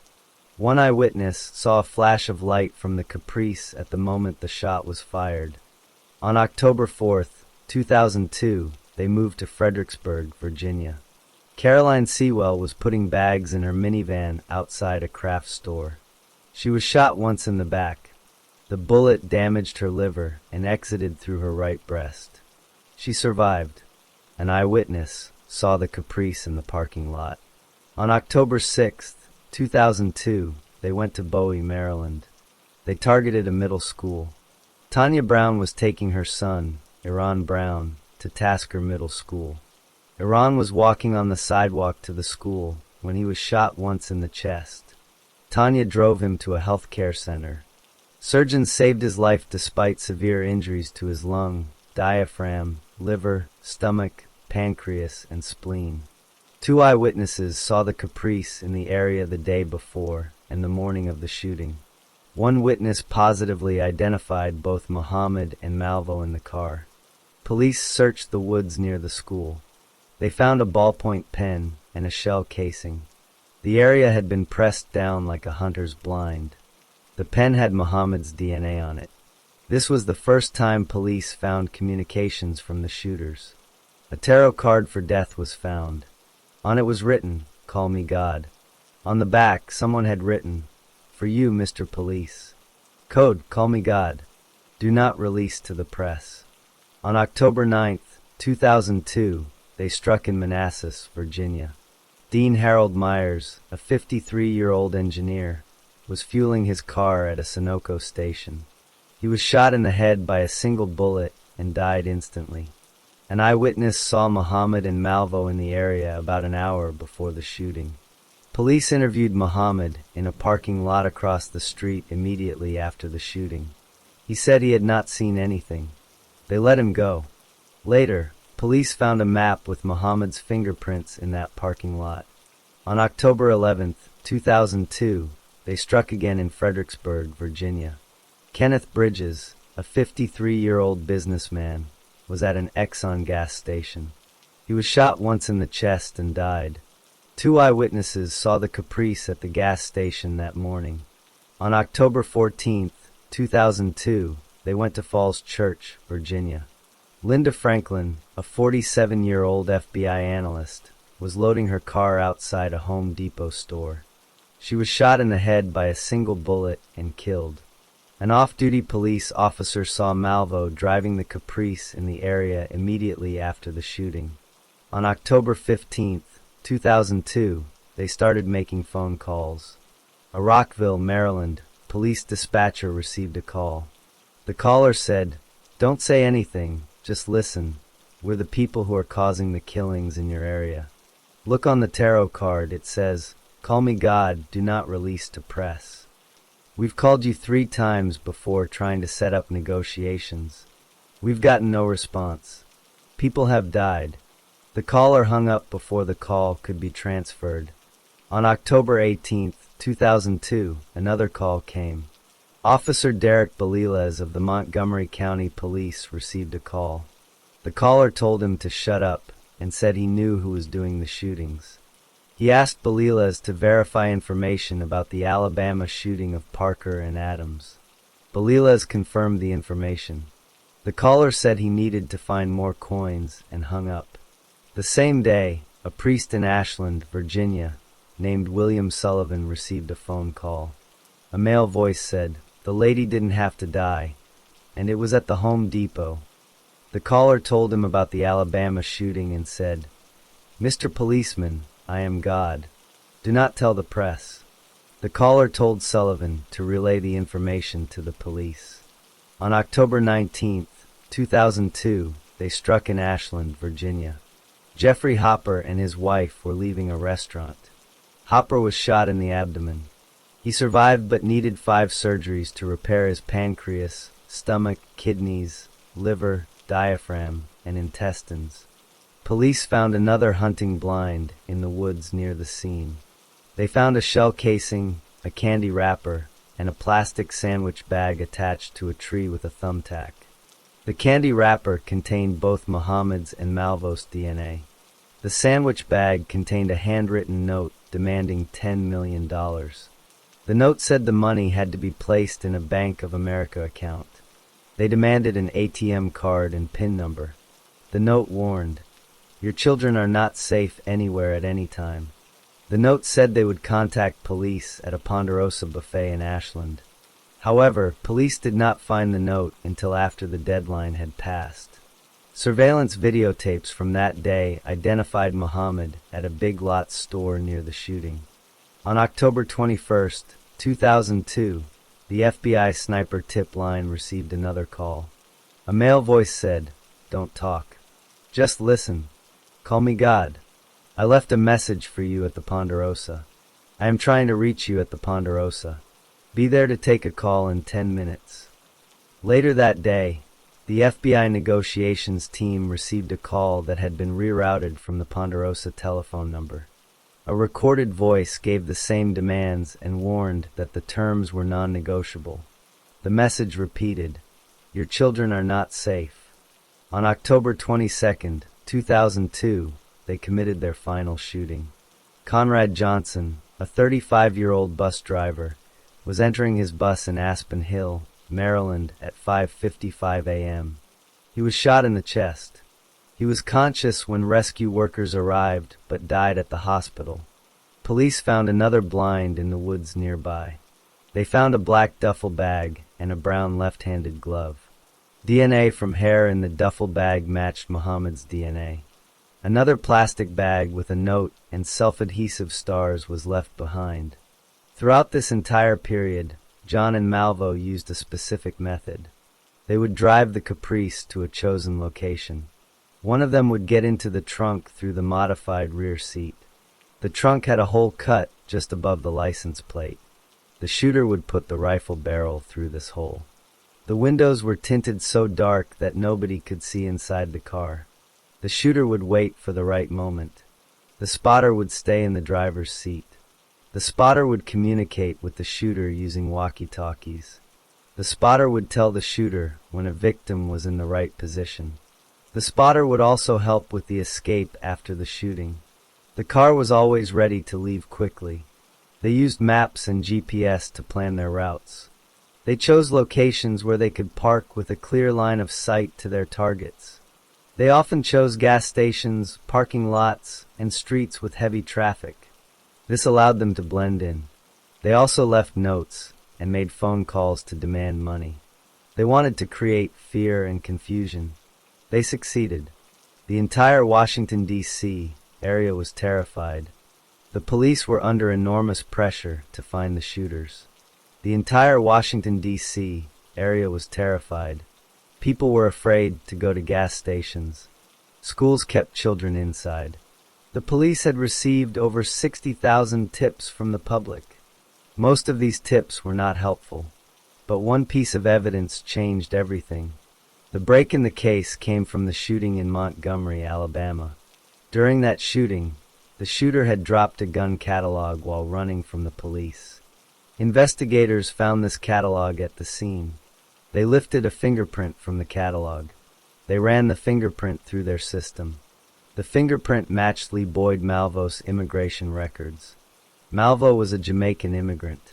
His fingerprints were on file with the immigration authorities. This was the first solid lead. Once police had Malvo's identity, they started looking for connections. They found that Malvo was known to associate with John Allen Muhammad. The two had lived together in Tacoma, Washington. Police obtained a photograph of Malvo. They showed it to a tipster in Tacoma. The tipster confirmed that Malvo was the young man who was always with Muhammad. Now police had a name for the older man. They knew it was John Allen Muhammad. They checked their records. They found that Muhammad had purchased a 1990 Chevrolet Caprice in New Jersey on September 9, 2002. They had the license plate number. It was NDA 21Z. This was a crucial piece of information. Police then put out a broadcast to the public. They described the car and the license plate. They asked anyone who saw this car to call the police immediately. This broadcast went out on television and radio on the evening of October 23, 2002. Whitney Donahue was a refrigerator repairman. He was driving home from work on the night of October 23rd. He stopped at a rest area on Interstate 70 in Frederick County, Maryland. This was about 40 miles west of Baltimore. He was taking a break when he heard the broadcast on his radio. He looked around the rest area parking lot. He spotted a car that matched the description. It was a dark blue Chevrolet Caprice with New Jersey plates. He immediately called 911. The call was made at approximately 11:30 p.m. Police responded within 10 minutes. They arrived at the rest area. They saw the Caprice parked on the lot. The windows were heavily tinted. They could not see inside the car. They did not know if anyone was inside. They did not know if the occupants were armed. They had to be very careful. The police planned their approach carefully. They assembled a team of officers and FBI agents. They waited until the early morning hours of October 24, 2002. They surrounded the car from all sides. At approximately 1:30 a.m., they moved in. They smashed out the side windows of the Caprice. Inside, they found two men sleeping. One was John Allen Muhammad. The other was Lee Boyd Malvo. Both were taken into custody without any shots being fired. When police searched the Caprice, they found a loaded .223 caliber Bushmaster rifle behind the rear seat. The rifle had a live round in the chamber. It had live rounds in the magazine. DNA on the rifle matched both Muhammad and Malvo. However, the only fingerprints on the rifle were Malvo's. Police examined the modifications to the car. The rear seat had been hinged. This allowed easy access to the trunk from the passenger compartment. The trunk had been spray-painted blue. A hole had been cut into the trunk lid, just above the license plate. A right-handed brown glove was blocking the hole. This matched a left-handed glove found near the Conrad Johnson shooting. This was the same car that witnesses had seen at many of the shooting scenes. Police found more evidence inside the car. They found a global positioning system receiver. This was used for navigation. They found maps with marked locations. They found a magazine about rifles. They found a rifle scope. They found .223 caliber ammunition. They found earplugs. They found walkie-talkies for communication. They found a digital voice recorder. They found a receipt from a Baton Rouge grocery store dated September 27, 2002. They found a plastic bag from Big Lots. This store was near the Ashland, Virginia shooting. They found a slip of paper with the Sniper Task Force telephone number. They found a list of schools in the Baltimore area. Police also found Paul LaRufa's laptop computer in the car. This was the computer that had been stolen during the September 5th shooting in Clinton, Maryland. On this computer, Muhammad had loaded software called Microsoft Streets and Trips 2002. He had loaded it on September 29, 2002. In this program, maps had been marked with icons. Some of the icons were skull and crossbones. These icons marked the locations where several victims had been shot. These included Whalecar, Lewis Rivera, Sewell, Brown, Myers, and Franklin. There was also a document called ALA 8.rtf. This document contained portions of the text that had been communicated to police in the extortion demands. John Allen Muhammad was charged with the murder of Dean Harold Myers in Prince William County, Virginia. The trial began in October 2003. The trial was moved from Prince William County to Virginia Beach because of media attention. This was about 200 miles away. The prosecution needed to prove that Muhammad was guilty of capital murder. During the trial, Muhammad was allowed to represent himself for the first 2 days. He made rambling arguments. He pointed out that no one had seen him actually shoot anyone. He then switched back to having his lawyers represent him. The prosecution called more than 130 witnesses. They introduced more than 400 pieces of evidence. They showed that Muhammad and Malvo had acted as a sniper team. They presented expert testimony on how sniper teams operate. They showed how the Caprice was modified for shooting. They showed how the two men worked together. They presented ballistics evidence linking the Bushmaster rifle to multiple shootings. They presented DNA evidence linking Muhammad to evidence found at crime scenes. They presented the laptop computer with the marked maps. They presented the extortion notes and phone recordings. They presented eyewitness testimony placing Muhammad and Malvo at various crime scenes. The defense argued that there was no direct evidence that Muhammad pulled the trigger. They argued that he could not be sentenced to death under Virginia law unless he was the actual shooter. Malvo's fingerprints were on the rifle. Muhammad's DNA was also found on the rifle, but no one testified that they saw Muhammad shoot Dean Myers. On November 17, 2003, the jury found Muhammad guilty. He was convicted on all 4 counts: capital murder for the killing of Dean Myers, capital murder under Virginia's anti-terrorism statute, conspiracy to commit murder, and illegal use of a firearm. The jury recommended the death penalty on November 24, 2003. On March 9, 2004, the judge sentenced John Allen Muhammad to death. Meanwhile, Lee Boyd Malvo was tried separately. He was 17 years old when the crimes were committed. He could not face the death penalty because of his age. In December 2003, a Virginia jury convicted Malvo of 2 capital murder charges. They recommended life in prison without parole. He was formally sentenced to life in prison on March 10, 2004. In October 2004, Malvo entered a plea bargain. He agreed not to appeal his conviction. He was sentenced to life in prison without parole for 1 murder. He also got 8 years for weapons charges. In August 2005, Muhammad was extradited to Maryland. He faced charges there for the 6 murders committed in Montgomery County. The trial began in May 2006. Lee Boyd Malvo testified for the prosecution. He testified about the shooting spree. He explained that Muhammad had planned everything. He described how they worked together. He described how Muhammad trained him. He testified that Muhammad wanted to create chaos to cover for his plan to kidnap his children. He also said Muhammad wanted to extort $10 million from the government. They planned to take the money and move to Canada. Malvo described a larger plan. He said Muhammad wanted to recruit other young boys. He planned to train them in Canada. He would send them out to commit mass shootings across the United States. Malvo said this was all part of Muhammad's vision. On May 30, 2006, the Maryland jury found Muhammad guilty of 6 counts of first-degree murder.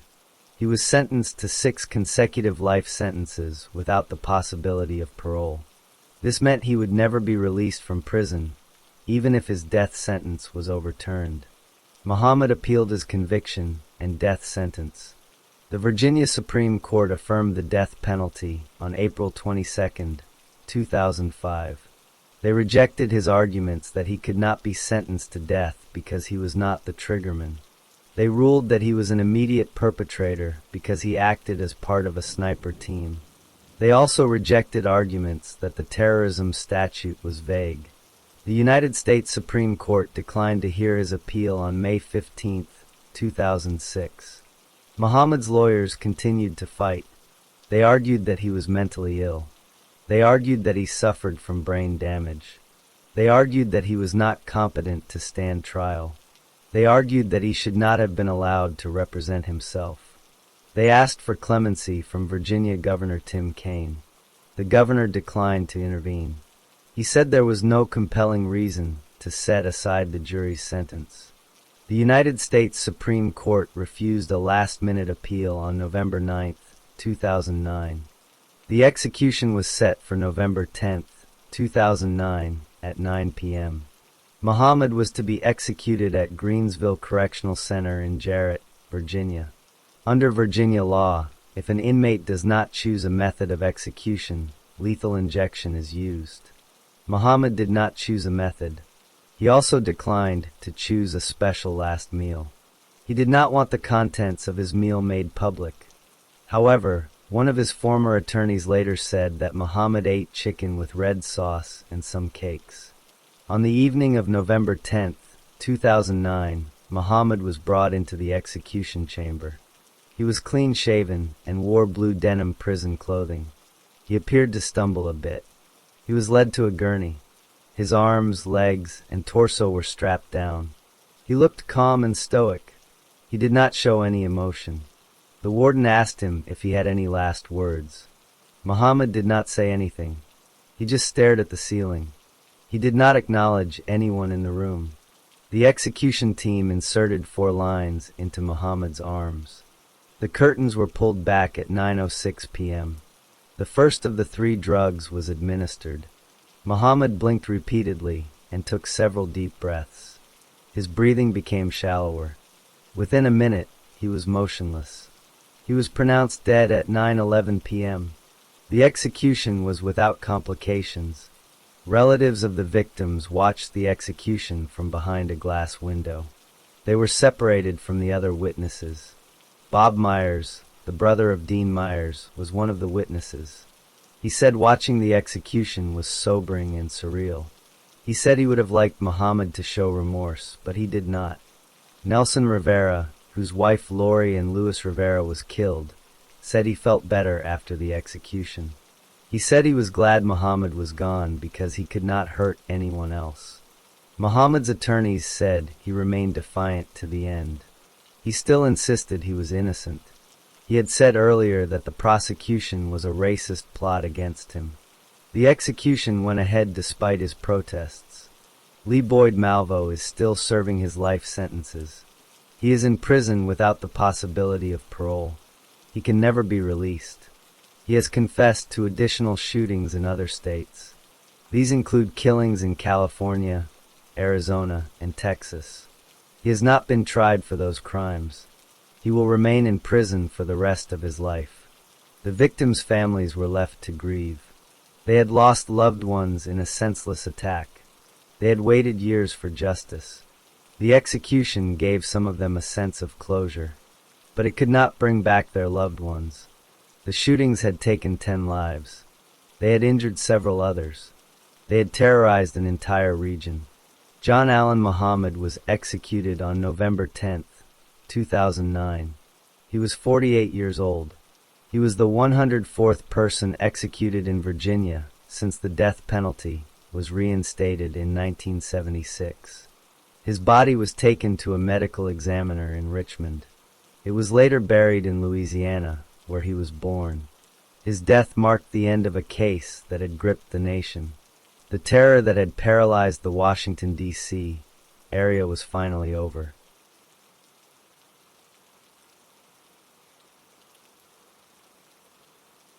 Story 4. Larry Bill Elliott was born on November 13, 1949. He grew up in the United States during a time when many young men chose to serve their country in the military.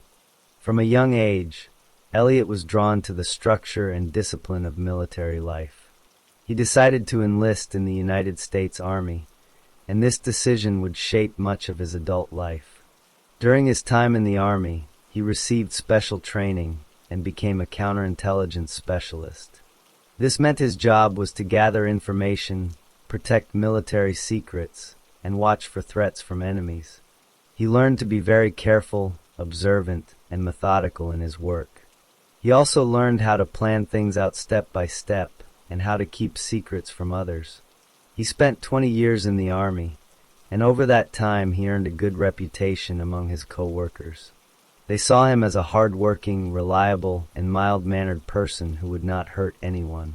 While he was in the Army, Elliott also built a family. He married his wife in 1976. Together they had a daughter. Elliott also had children from a previous marriage, so he had a total of 4 children over time.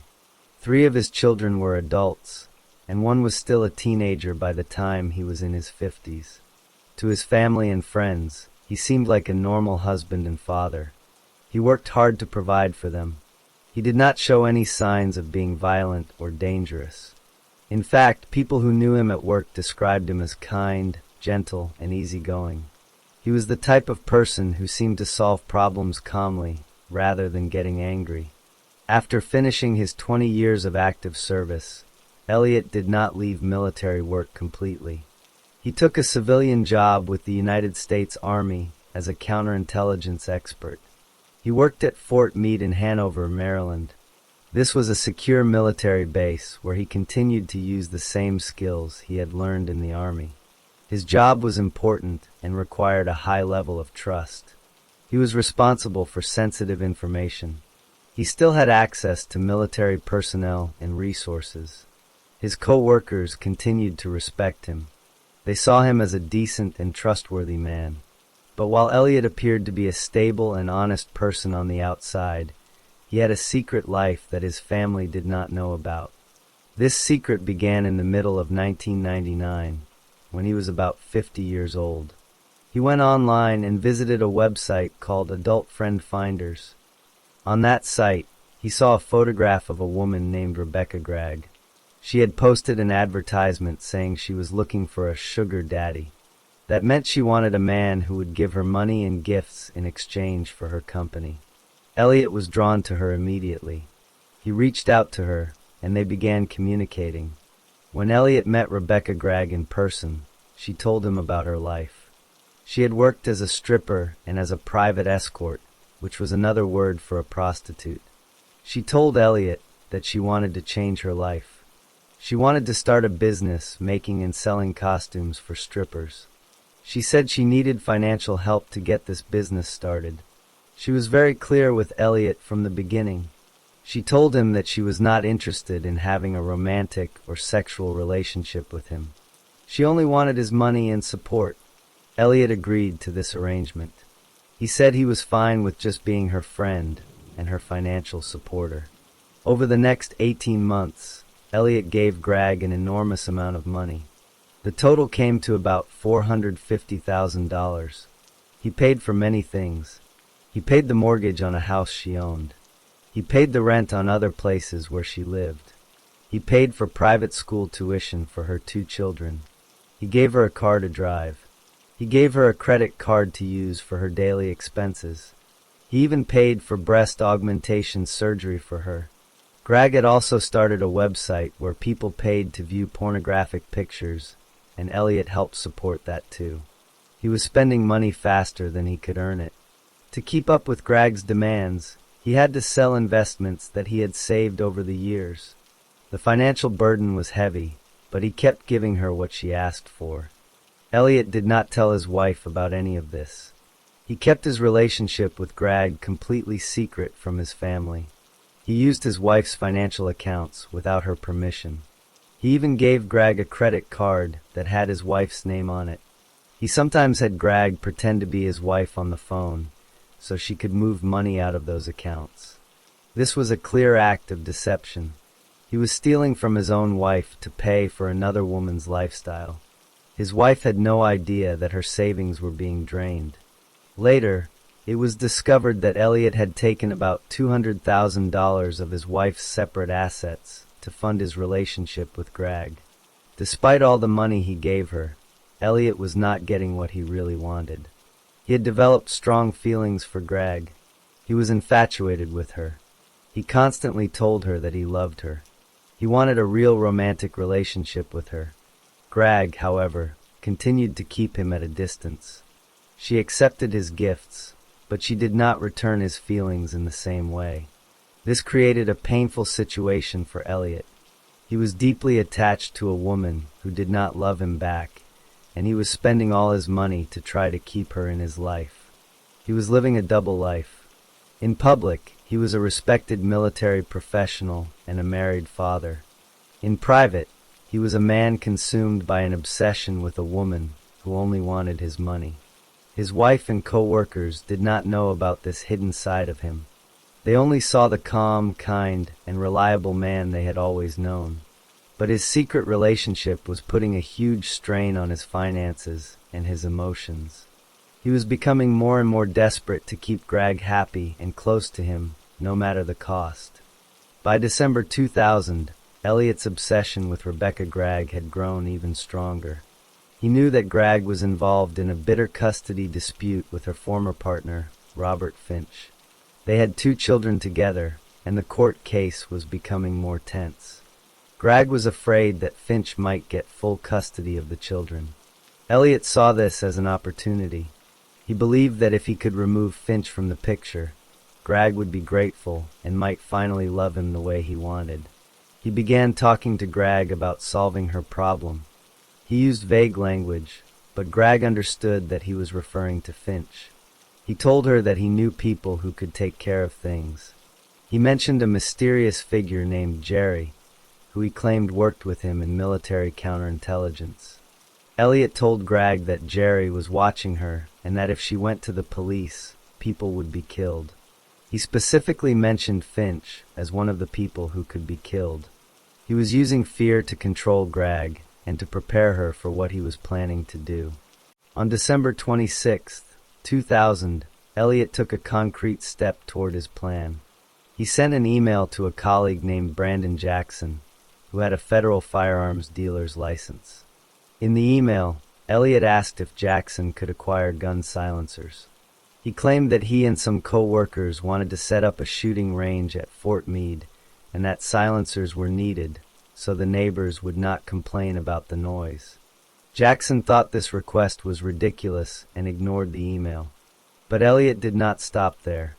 A few days later, He called Jackson and asked again about silencers. He asked detailed questions about how they worked and whether he could buy one at a gun show. Jackson told him that getting silencers legally was very complicated. Elliot also sent a copy of this email to Greg. In that email, he told her that he was working on an issue and that he had another contact named Mac who was into anything that went bang. He told Greg that he loved her and that he hoped they could have a relationship once her problem was taken care of. The message was clear. He was preparing to use a gun to solve her custody dispute. Around the same time, Greg took her children to Florida for the New Year's holiday. While she was there, her car broke down. She could not return to Virginia in time to give the children back to Finch by 2 p.m. on New Year's Day, as the visitation agreement required. She called Finch and told him about the car trouble. Finch became angry and threatened to call the police. Greg was scared.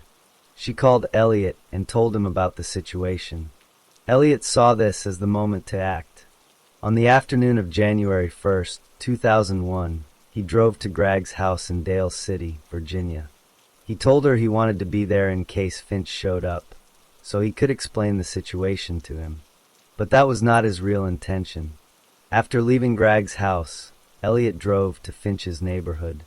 He knew exactly where Finch lived because he had been there before.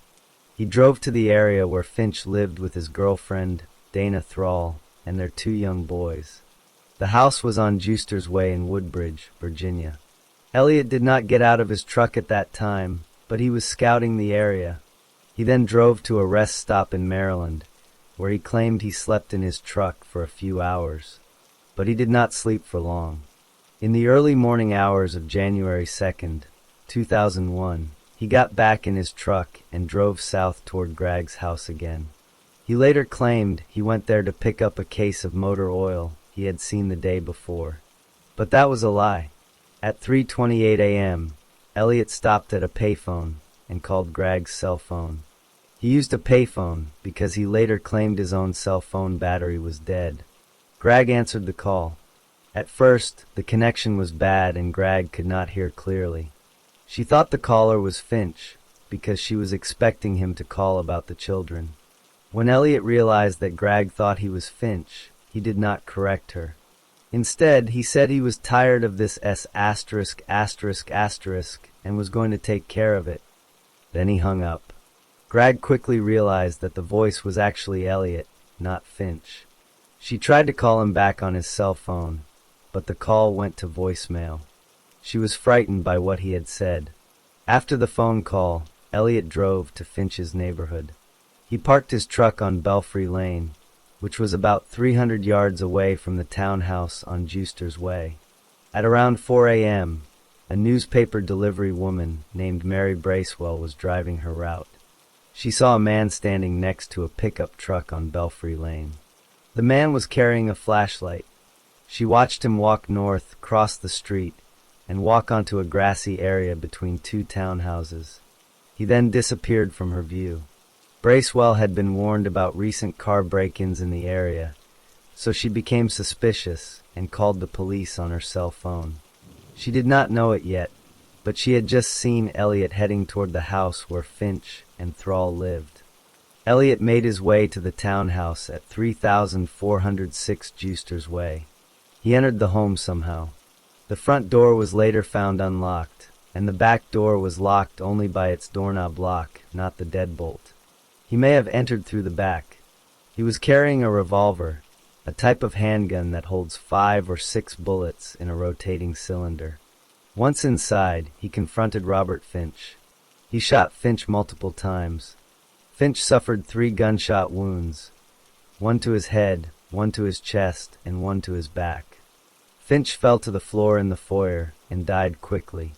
The shooting woke up Dana Thrall, who was sleeping upstairs with her 2 young sons, ages 4 and 6. Thrall heard the noise and came running down the stairs. When she reached the bottom, she saw what had happened. She tried to get to a phone to call for help, but Elliot was still in the house. He attacked her. He struck her in the back of the head with the revolver, pistol whipping her with such force that it caused blunt force trauma. Then he shot her.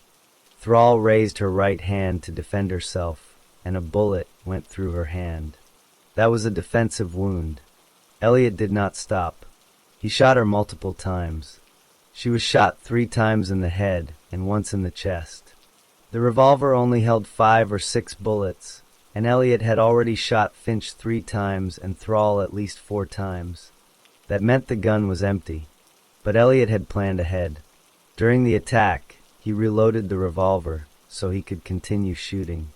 The forensic experts would later confirm that the gun had been reloaded during the murders because a revolver of that type could not hold enough bullets to fire all the shots without being reloaded. Throughout this brutal attack, Thrall's 2 young sons were upstairs in their bedrooms. They heard the crashing sounds, the gunshots, and their mother's screams. One of the neighbors, Tina Miller, was awakened by a crashing sound coming from the townhouse at about 4:20 a.m. As she called the police, she heard 3 or 4 hollow sounds followed by the most horrible scream she had ever heard. Another neighbor, Tommy Young, was walking his dog outside.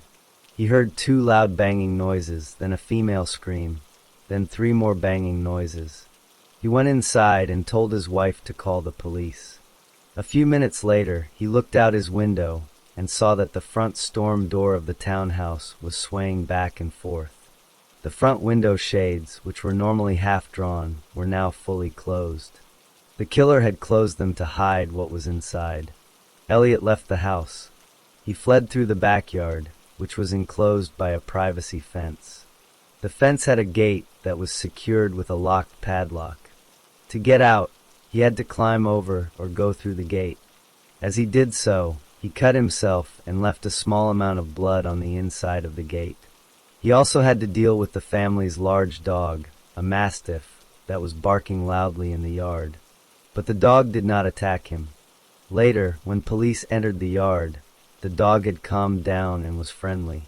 Elliot must have known how to handle the dog, or the dog knew him from his previous visits to the neighborhood. At 4:25 a.m., police officers arrived at the townhouse. Officer Scott Bigger knocked on the front door, but got no answer. Officer Marshall Daniel arrived a few minutes later and went around to the back of the house.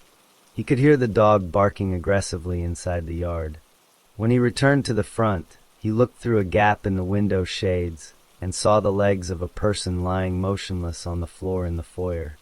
The officers opened the unlocked front door and found Robert Finch dead on the floor. They then went inside and searched the house. In the kitchen, they found Dana Thrall. She was still alive but badly wounded, lying in a pool of blood.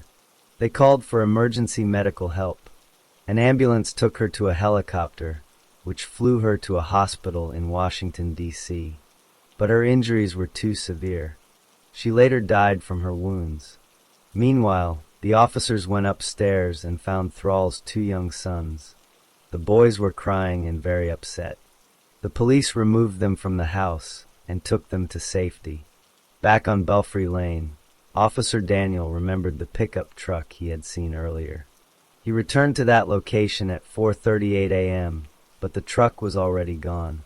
Elliot had driven away before the police could write down his license plate number. All they knew was that the truck had a Department of Defense sticker on the windshield. That was a clue, but it was not enough to catch him right away. After the murders, Elliot went to a restaurant or some other location to clean himself up. He called Greg on her cell phone multiple times later on January 2nd. During one call, he told her that all of our problems had been taken care of. In another call, he told her a story. He said that Jerry, the mysterious figure he had invented, had come out of nowhere to help him.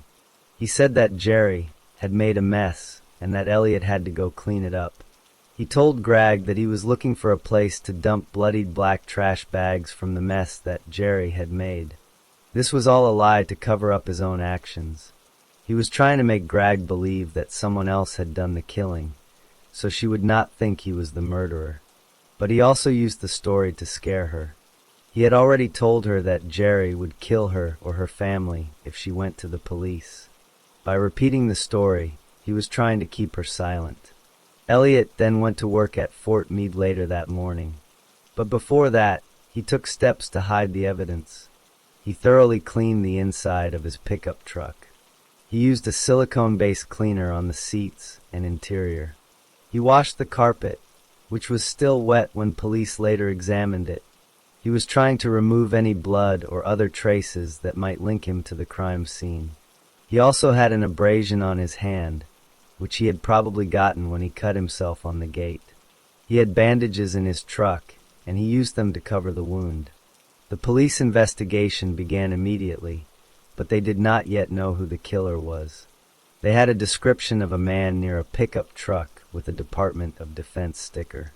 They also had the DNA evidence on the gate, but they did not yet have a suspect to match it to. They interviewed Greg, who initially lied to them. She told the police that Elliot was just her friend and business partner. She said she did not know anything about the murders. She also claimed that Finch had many enemies, trying to steer suspicion away from Elliot. She did not tell the police about the phone call she had received from Elliot at 3:28 a.m. She was too scared of him and of the fictional Jerry to tell the truth. So at first, the police had no clear suspect. They had a crime scene with 2 dead victims, 2 traumatized children, and a bloodstain on a gate that they could not yet match to anyone. The truck was gone, the weapon was never found, and Elliot had gone back to his normal daily routine. He went to work, acted like nothing had happened, and hoped that his careful planning and cover-up would keep him from being caught. But he had made mistakes. He had been seen by the newspaper delivery woman. He had left his blood on the gate. He had cleaned his truck so thoroughly that it looked suspicious. And he had called Greg with incriminating statements that she would later remember. The police had not yet arrested him, but they were starting to ask questions and connect the dots. The investigation was just beginning. The day after the murders, on January 3, 2001, detectives from Prince William County traveled to Fort Meade in Maryland. They had learned that the pickup truck seen near the crime scene had a Department of Defense sticker. They wanted to see if they could find the truck and determine who owned it. When they arrived at the parking lot, they found a truck that matched the description. They saw a flashlight, a cellular telephone, and a box of bandages on the seat.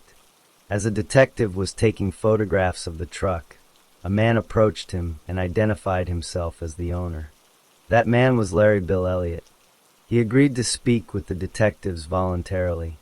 During that first conversation, Elliot told the detectives a series of lies. He said that Greg was just an employee at a brewing company he owned. He admitted giving her a credit card, but he claimed it was only for business purposes.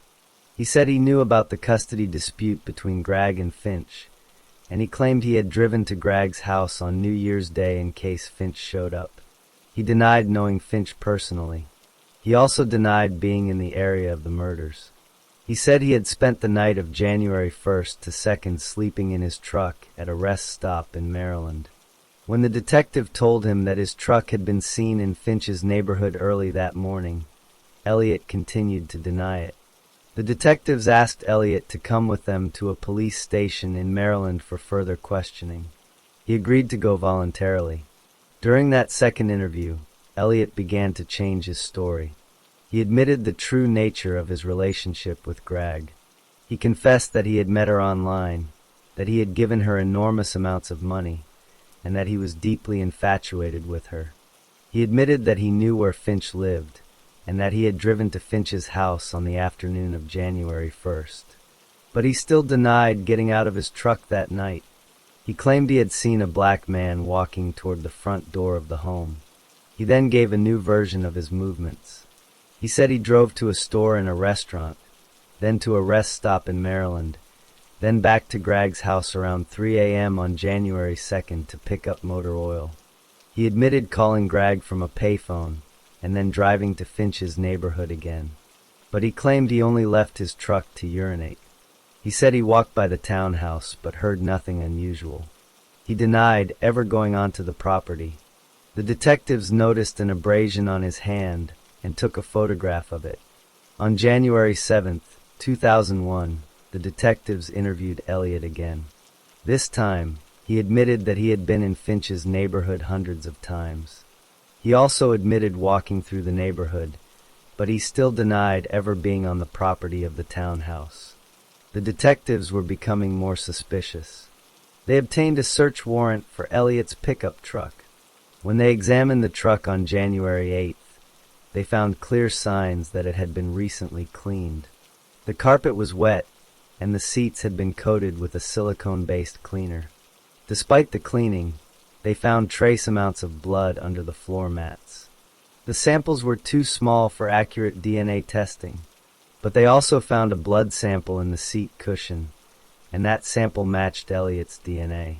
While the detectives were gathering physical evidence, they were also interviewing Greg repeatedly. She was still afraid of Elliot and the fictional Jerry he had invented. On January 4th, January 12th, and January 19th, she continued to deny any knowledge of the murders. She even claimed that a phone call she had received early on the morning of the murders came from Finch, not Elliot. She said Finch had threatened to call the police about the children. The police suspected she was not telling the truth. They asked her to take a polygraph test, and she agreed. The results suggested she was being deceptive. Still, she did not tell them the full truth. On May 9, 2001, the police had gathered enough evidence to arrest Elliot. They charged him with capital murder. When Maryland State Police went to arrest him, they reported that Elliot was leaving his location at a high rate of speed. They were concerned that he was trying to flee. Elliot later claimed that he had actually been planning to turn himself in. But the police arrested him anyway and took him into custody. The day after Elliot's arrest, on May 10, 2001, detectives interviewed Greg again. This time, she agreed to take a second polygraph test. After the test, the examiner and a detective told her that her responses showed she was still being untruthful. Greg then asked to speak with her lawyer. After consulting with her attorney, she finally told the police the truth. She admitted that the phone call early on the morning of the murders did not come from Finch. She explained that the connection was bad and she could not hear clearly at first. When she thought the caller was Finch, the caller said he was tired of the situation and was going to take care of it. She then realized it was Elliot. She also told them about the later phone calls on January 2nd, when Elliot said all their problems were taken care of, and when he mentioned the fictional Jerry and the bloody trash bags. She explained that she had been too scared to tell the truth before because Elliot had threatened that Jerry would kill her or her family if she went to the police. Her attorney confirmed that she had expressed this fear on several occasions. Now that Elliot was in custody and the police had assured her that Jerry did not exist, she felt safe enough to speak honestly. With Greg's testimony, the DNA evidence from the gate, the blood in Elliot's truck, the witness who saw him near the scene, and Elliot's own changing statements, the prosecution had a strong case. On August 6, 2001, a grand jury indicted Elliot on charges of capital murder for the death of Dana Thrall, first-degree murder for the death of Robert Finch, and 2 firearm-related offenses. Elliot's first trial began in July 2002. The jury heard all the evidence: the DNA match, the clean truck, the witness sightings, and Greg's testimony. After 4.5 hours of deliberation, the jury found Elliot guilty of both murders. They recommended the death penalty for the murder of Thrall and life in prison for the murder of Finch. But the trial did not end there. Shortly after the verdict, it was discovered that one of the jurors had discussed the case with her husband, who was an attorney, during the trial. This was a serious violation of the court's rules. The judge had no choice but to declare a mistrial. The verdict was thrown out, and Elliot would have to be tried again. Elliot's second trial began on March 23, 2003. This time, his defense team knew the prosecution's strategy. They tried to cast doubt on Greg's credibility. They pointed out that she had lied to police multiple times. They also tried to suggest that other people might have had motives to kill Finch, such as Greg's husband or relatives. But the trial court ruled that this evidence was too speculative and did not clearly point to another suspect. The prosecution presented the same core evidence: Elliot's DNA on the back gate, the blood in his truck, the witness who saw his truck near the scene, his own admissions that he was in the neighborhood, and Greg's detailed testimony about his phone calls and threats. The jury deliberated for 4 hours. On April 2, 2003, they returned guilty verdicts on all counts. On April 4, 2003, they recommended the same sentences: death for Thrall's murder and life in prison for Finch's murder.